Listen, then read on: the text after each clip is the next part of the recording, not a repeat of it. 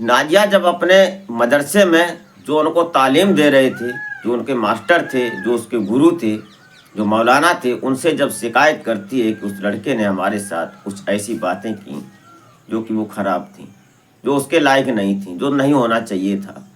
लेकिन जो मौलाना होते हैं पलट कर उसको जवाब देते हैं कि जो चीज़ जिसके लिए बनी है उसमें अगर कोई कह रहा है तो उसमें हर्ज ही क्या है। ये बात सुनकर नाजिया कहीं ना कहीं आज बड़ा गिल्ट महसूस करती है और अपने आप को ये सोचने लगती है कि सारे मर्द एक जैसे ही होते हैं। फिर वो आगे पढ़ती है और आगे की पढ़ाई में जब उसका एक लड़के से प्यार होता है और प्यार होने के बाद वो उससे स्वयं ही प्यार करती है, लेकिन वो भी लड़का सिर्फ उसको भोगने की ही कोशिश करता है और उससे आए दिन शारीरिक संबंध बनाता है और उसके बाद फिर वो एक दिन उसको भी छोड़ देता है। जब वो लड़का उसको छोड़ता है तो वो कहीं ना कहीं अपने आप में ये सोचने लगती है कि अब मैं भी ऐसा ही करूँगी, जो कि हमारे साथ जो जिन लड़कों ने और जो पुरुषों ने ऐसा किया है मैं भी अब ऐसा ही करूँगी। वो लड़की इतना अपने आप में महसूस करने लगती है कि सारे मर्द एक जैसे ही होते हैं। कौन थी वो लड़की और क्या किया उसने? लगभग 75 लोगों के साथ उसने ऐसा ही किया था, वो जानेंगे इस वीडियो के माध्यम से। तो आप इस घटना में अंत तक जरूर बने रहिएगा और घटना को बारी बारी समझने की कोशिश करते हैं और आशा करते हैं कि आप अपनी फैमिली, अपने परिजनों के साथ बेहद खुश होंगे, मस्त होंगे।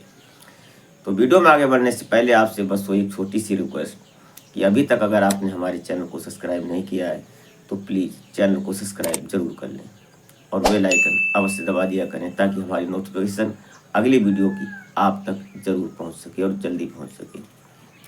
और हमारे इस यूट्यूब मंच पर आपका बहुत बहुत स्वागत है। मैं आभार व्यक्त करता हूं, आपको नमन करता हूं आपके प्यार और सपोर्ट को। तो नमस्कार, आदाब, शास्त्रीय काल। मैं अजय कोहली।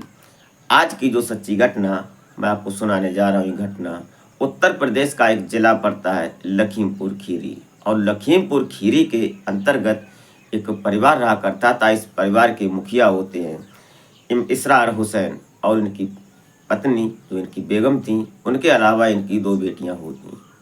बड़ी बेटी होती है जिसका नाम अफसाना होता है और जबकि छोटी बेटी होती है जिसका नाम नाजिया होता है।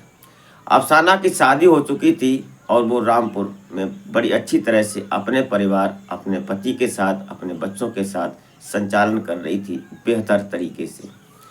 उसके बाद जो छोटी लड़की थी जिसकी उम्र अभी लगभग 17-16 साल की आसपास थी, वो पास के ही मदरसे में अपनी पढ़ाई कर रही थी और वहाँ पर उसकी दोस्ती हो जाती है एक लड़के से जिसका नाम करीम होता है। अभी करीम जो था, करीम उसके प्यार में पड़ जाता है और वो लड़की भी उससे प्यार कर बैठती है। धीरे धीरे ये नाजिया होती है, ये उसको महसूस कर रही थी कि ये सिर्फ हमारे साथ इसीलिए मिलता है जब उसका दिल करता है, जब वो इंटीमेट होता है, जब उससे ज़रूरत पड़ती है उसके शरीर की भूख को मिटाने की।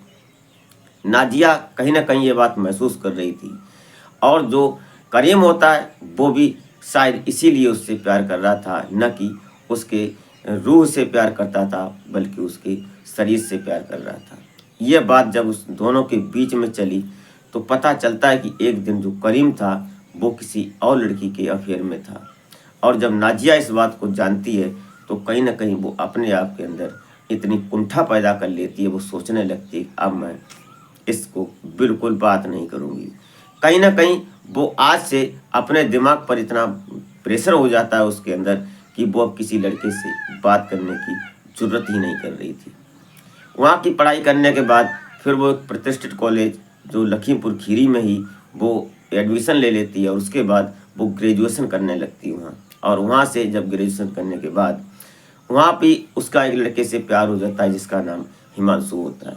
अब हिमांशु से जब उसकी बातचीत होती है तो हिमांशु भी कहीं ना कहीं ऐसा ही निकल जाता है। ये बात उसके अंदर इतनी कुंठा कर जाती है, घर कर जाती है कि आज के बाद वो मर्द जात से ही नफरत सी करने लगती है। उसके अंदर इतनी गिल्ट हो जाती है कि वो किसी मर्द से अब बात ही नहीं करेगी। तभी उसकी जब ग्रेजुएशन कंप्लीट हो जाती है फिर वो अपनी जो उसने IIT की थी उसके बाद उसने अप्लाइड किया कंपनियों में। तो उसकी जॉब लगती है एक मल्टीनेशनल कंपनी हैदराबाद में। और जब वो हैदराबाद पहुंचती है, वहां जाने के बाद वो कुछ महीने ही जॉब करती है। उसके बाद फिर वो एक दलाल से मिलती है, उसके दिमाग में कुछ हटकर ही चल रहा था। तब उसने एक दलाल से मिलने के बाद वो उससे बात करती है और फिर वो एक कॉल गर्ल का रूप में काम करने लगती है।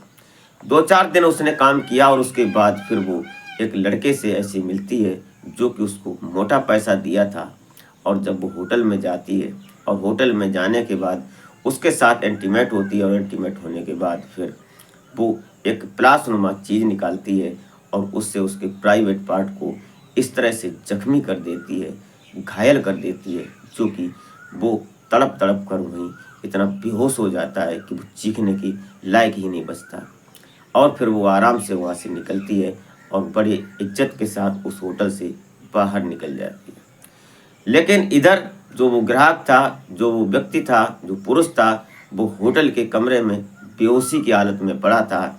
और ये जो नाजिया थी, नाजिया अपने बाहर निकल जाती है और फिर उसके बाद ऐसा ही वो करने लगी। जो भी पुरुष उसको ग्राहकी के लिए बुलाता, अपने शरीर की भूख मिटाने के लिए बुलाता, लेकिन उसके बाद वो उसके साथ यही सब करती थी और उससे पैसा पहले ले लेती थी।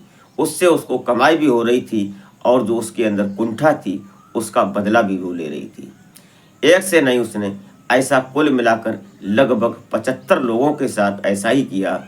जब ये बात सोशल मीडिया पर तैरी, जब एक ने बात ओपन की, और ओपन भी कोई नहीं कर रहा था पहले, क्योंकि अगर किसी को ये बात बताएगा कोई जो उसने नाजिया ने किया किसी पुरुष के साथ, और वो पुरुष न पुलिस में कंप्लेंट करता था और न ही अपने किसी परिवार को बताता था, न सिर्फ जाता था चुपके से और डॉक्टर से सिर्फ दवाई लेता था, नहीं कभी उसने बात ओपन की। क्योंकि अगर वो ओपन करेगा तो उसके परिवार में पता चलेगा और पुलिस में भी पता लगेगी, तो पुलिस उससे ही पहले इन्वेस्टिगेशन करेगी कि तुम उस लड़की के साथ कर क्या रहे थे। तो कुल मिलाकर उसने इस तरह से एक प्लान रचा और उस प्लान में उसने लगभग 75 लोगों को जख्मी किया, घायल किया। और उसके बाद फिर वो एक दिन ऐसा आ जाता है कि जो एक व्यक्ति था उसकी बात जब उसने होटल में ही बताई, तब जाकर ये बात ओपन हुई कि ये जो नाजिया है वो ऐसा अक्सर करती है,